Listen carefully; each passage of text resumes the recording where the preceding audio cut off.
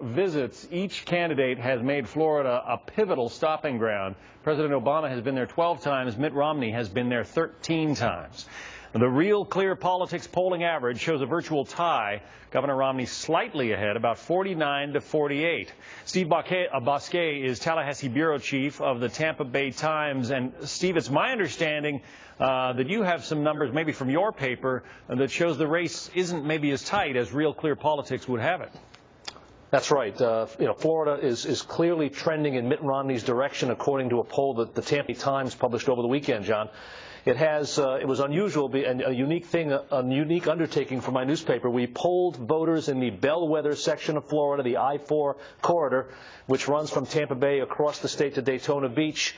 Mitt Romney, 51%, President Obama, 45%.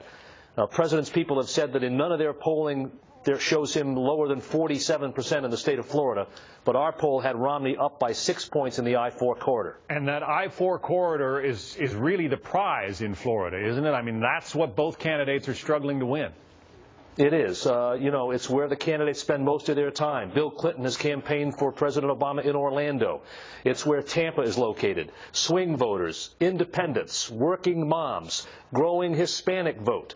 I-4 is where the Villages is located, the mega retirement community that is a must stop for every presidential candidate on the Republican side.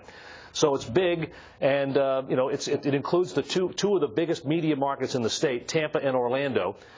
Tomorrow, Mitt Romney comes to Florida. He's got 3 stops. One of them is in Tampa.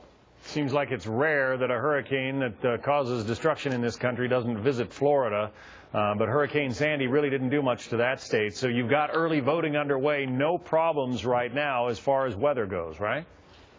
No problems as far as weather, but early voting, which began last Saturday and will end this coming Saturday, huge wait times, long waits. People are not complaining. There are no problems, but I just checked the Miami-Dade elections website.